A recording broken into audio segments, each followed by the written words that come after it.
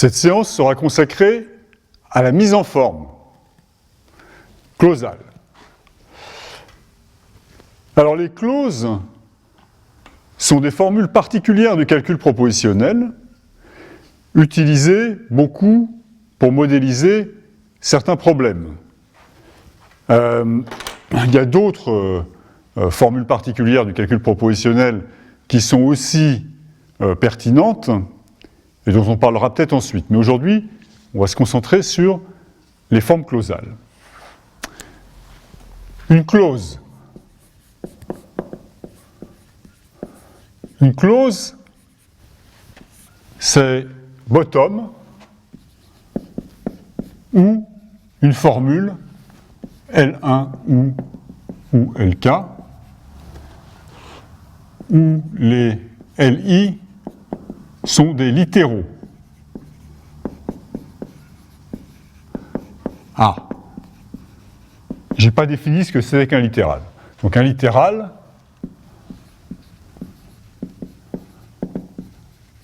c'est une variable propositionnelle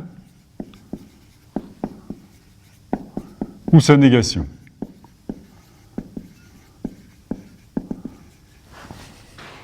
Et une forme clausale,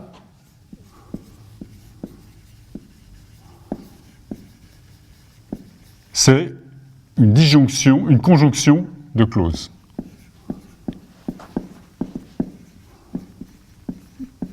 Ou top. Donc si on regarde maintenant, on revient au problème du pavage et de la modélisation au calcul propositionnel.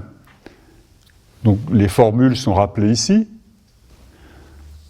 On peut remarquer que cette formule-là, c'est une clause, puisque c'est une disjonction de variables propositionnelles. Cette formule-là, ce n'est pas une clause, mais c'est facile de donner une formule logiquement équivalente, enfin, plutôt un ensemble de formules logiquement équivalentes, qui sont des clauses. Il suffit que je l'écrive, PIJ T1, non PIJ T1 ou non PIJ T2, non PIJ T1 ou non PIJ T7. Et la conjonction de ces 7 formules est équivalente à la formule qui est là. Et cette conjonction, c'est une forme clausale. Cette formule-là non plus n'est pas une clause, puisqu'il y a un symbole d'implication. Mais c'est logiquement équivalent à non PIJ T1 ou PI plus 1 J T3. Donc on peut, et pareil pour les autres, donc on peut très facilement transformer chacune de ces formules en une forme clausale. Bon, en fait, c'est un résultat général que je vais énoncer là.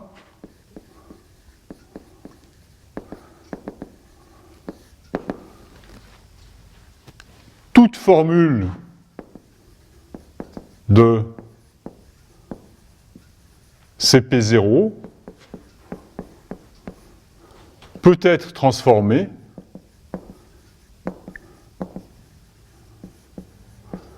en une forme clausale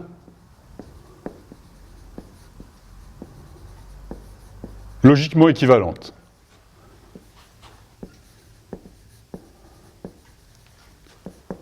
Je vous rappelle, logiquement équivalente, ça veut dire qu'il y a les mêmes modèles. Et quand je dis transformer ici, je veux dire qu'il existe un algorithme qui, étant donné une formule du calcul propositionnel, produit comme résultat une forme clausale logiquement équivalente. Bon, on peut aussi passer d'une forme clausale à un ensemble de clauses. Il suffit que je remplace la conjonction C1 et CK par l'ensemble C1CK. Et dans ce cas, si j'ai un ensemble de clauses, un ensemble de formules du calcul propositionnel, ce résultat me permet de transformer l'ensemble de clauses, l'ensemble de formules, en un ensemble de clauses S' qui est logiquement équivalent.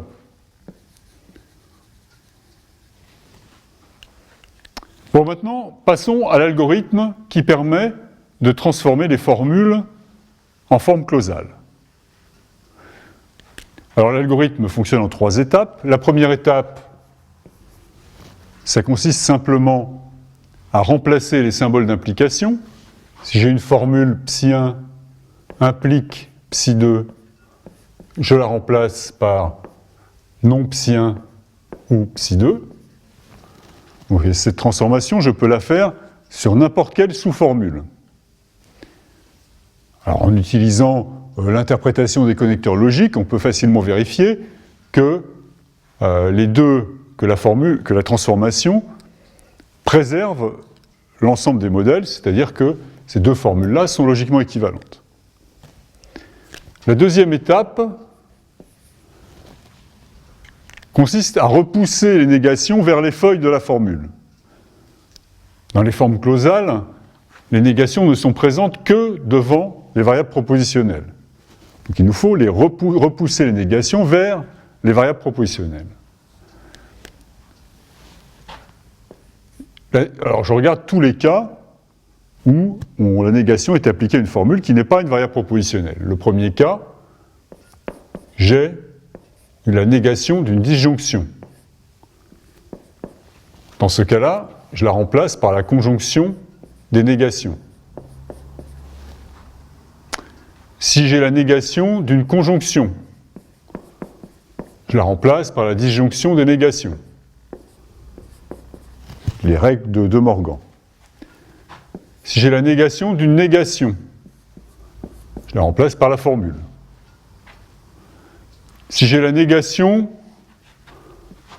de vrai, je remplace par faux.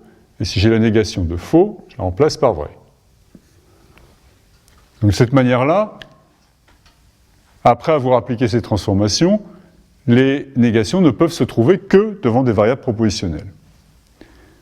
À nouveau, chacune des transformations transforme une formule en une formule logiquement équivalente, et à nouveau, je peux appliquer ces transformations à n'importe quelle sous-formule. Enfin, l'application de ces règles se termine intuitivement parce que les négations sont repoussées vers les feuilles, et voilà. Maintenant, qu'est-ce qui reste comme situation dans lesquelles on a une formule qui n'est pas en forme clausale ? Les seuls cas qui nous restent sont les cas où j'ai une disjonction, donc par exemple ψ1 ou ψ2 et ψ3. Puisque maintenant on n'a plus que des conjonctions des disjonctions appliquées à des littéraux.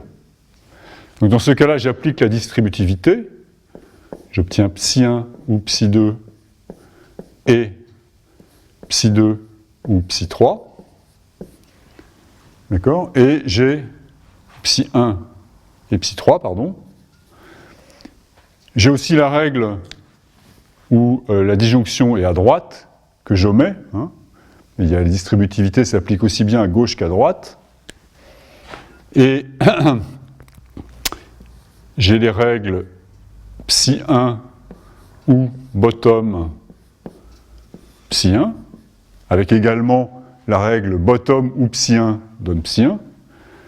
J'ai la règle ψ1 ou true donne true, et la règle symétrique, ψ1 et bottom donne bottom, et ψ1 ou et true donne ψ1.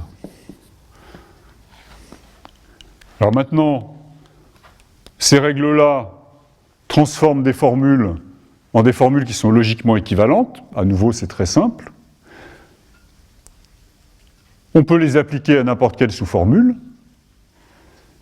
Et elles se terminent parce que, intuitivement, à nouveau, les disjonctions sont repoussées vers les feuilles. Enfin, si une formule, aucune des règles qui sont là ne s'applique à une formule, je peux vérifier facilement que cette formule est en forme clausale. Voilà, donc si je reviens maintenant, donc on a terminé la démonstration de cette proposition, si je reviens maintenant à l'exemple des clauses, enfin des formules qui modélisent le problème du pavage.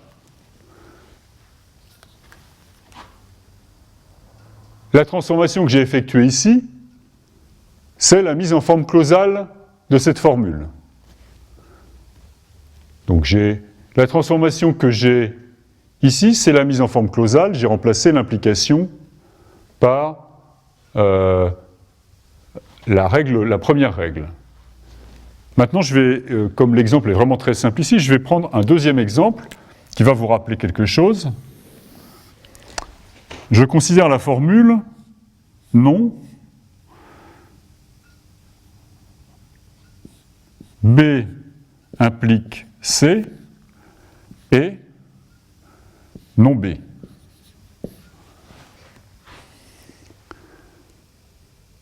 La première étape qui est là-haut, à la première étape, je remplace l'implication et j'obtiens la formule non B ou C et non B. Dans la deuxième étape, je vais repousser les négations vers les feuilles.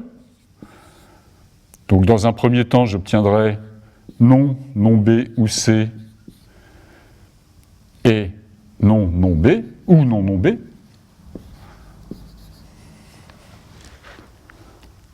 Ensuite, je rapplique ici la règle qui permet de repousser les négations vers les feuilles. J'obtiens non B et non C ou non B. Enfin, j'élimine les doubles négations. J'obtiens B et non C ou B.